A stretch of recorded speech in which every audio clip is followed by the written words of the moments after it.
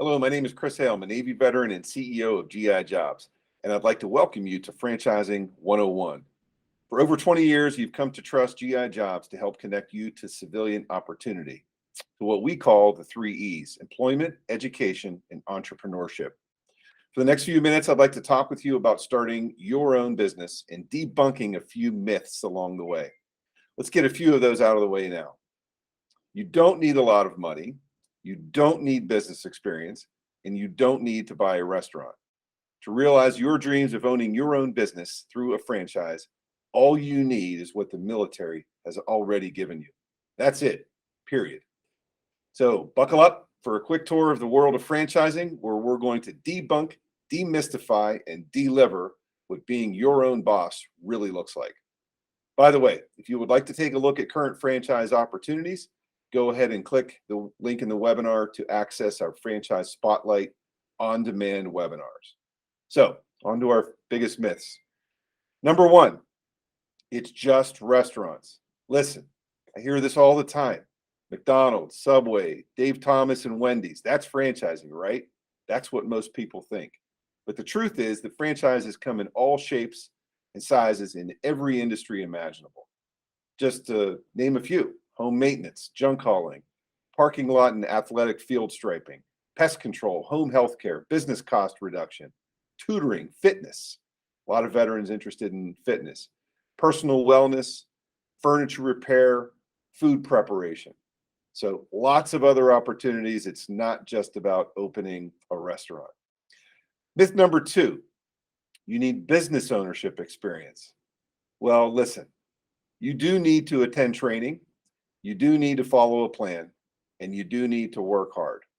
If that sounds familiar, and if you served in the military, I'm sure it does, franchising includes training, business plans, and all the back office support. It's kind of like an MRE. Open the package, follow the directions, and the meal is much more rewarding in this case. Myth number three, it's better to do it on my own. Listen, any entrepreneur in any industry will tell you to focus on what your business does better than anyone else and to outsource the rest. Sure, you could do it on your own and you could save a small royalty payment, but you're going to fill your days with unproductive things like setting up a website or IT systems or accounting systems or licensing and so much more, at marketing and advertising. And these are things that are really not going to be the things that grow your business, and the things that through a franchise agreement oftentimes will be taken care of for you. The other axiom to remember and to keep in mind is that you want to learn on somebody else's dime, which is exactly what you're doing with franchising. Somebody else already made the mistakes, and now you get to ace the test. Myth number four, it's too risky. Listen, there's always going to be risk in starting any business, but you have to consider that what you're investing in, much of that you're getting assets back in return that can be sold if you decide at some point that it's not for you. So there's risk, yes, but it's mitigated. And oh, by the way, keep in mind, unlike many of times in the military, nobody's getting shot at. Myth number five, you need a lot of money. Listen, you can get into many franchises for under $100,000 and some for as low as $20,000. I mean, you can't even get a car for $20,000 these days. And you can fund this with home equity. You can fund it through 401k savings and a variety of other sources. So, why are so many veterans in franchising? Listen, I used to say when I was in the Navy and aviation, the NATOPS manual, which was our Bible for flying that aircraft, was written in blood. And, the reason for that is somebody else made all of those mistakes. And all we needed to do was to follow that plan, train and work hard, and we could learn from somebody else's mistakes. Veterans know how to do that. Whatever your military experience was, you understand how to train, you understand how to follow a process, and you understand how to execute. And I think that's why 1 in 7 franchises is owned by a military veteran. And the other thing is that there are many discounts available on franchise fees specifically targeted for veterans. So what types of franchise structures are out there? One of the beautiful things about franchising is that it runs the range of options.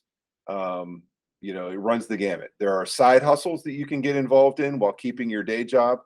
There are franchises that essentially create a job for you, otherwise known as owner operators, where you're actually doing some of the work in the franchise itself.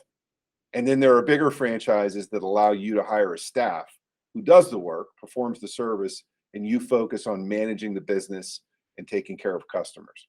These are called owner managers. And then there are other, bigger franchise concepts out there called area developers and master franchisees, which tend toward investors with pretty significant financial backing. So, speaking of financial backing, how much does it cost to open a franchise? Well, listen, there's two primary expenses. The franchise fee typically covers training, territory, trademarks, and trade secrets. Conversely, the startup capital covers the equipment and the inventory that you're going to need to run your business. So those two components. And again, some franchises can be had for as little as $20,000 to $30,000 all in, and many for under $100,000. Think about this too. Any franchise which is home business, home based, where you don't have to have real estate or an office or some sort of workshop, can save you a ton of money when you don't have to invest in real estate. So why not just open a business on my own? Spoke earlier about learning on somebody else's dime and focusing on what you do best and outsource the rest. Time is money. We oftentimes don't realize that in our everyday lives. We're willing to work hard no matter what it takes, but time is money. So if you can outsource the things that are not your core competency, that perhaps some other company or your franchisor can do better than you can do that, then you're creating significant competitive advantages for your company. And I'll take painting, for example. We've all painted before, right? So running a painting business seems like it would be really, really easy. But painting and running a painting business are two very, very different things. So if you're thinking about hanging your own shingle, you can certainly do that. But I would submit that you need to be able to fast track that and learn on somebody else's dime and have some sort of support network that enables you to focus on the core business itself. So how do I finance my franchise? There's lots of options I mentioned before: savings, investments, home equity, 401k. You can also take out small business loans. SBA has a program specifically for veterans called the Patriot Express program, which will fast track some of the loans and access to those. What is an FDD?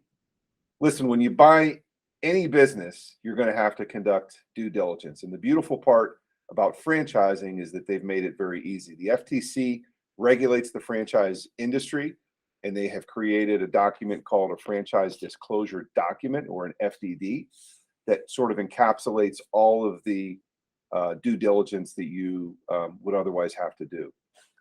So it's all right there for you. The other agreement the other legal thing that you'll get to is the franchising agreement, which you'll sign if you move forward with that. And you'll want a lawyer to take a look at that. But, the FDD is a really important component. It gives you a lot of information about the franchise itself. So why is GI Jobs involved in veteran franchising?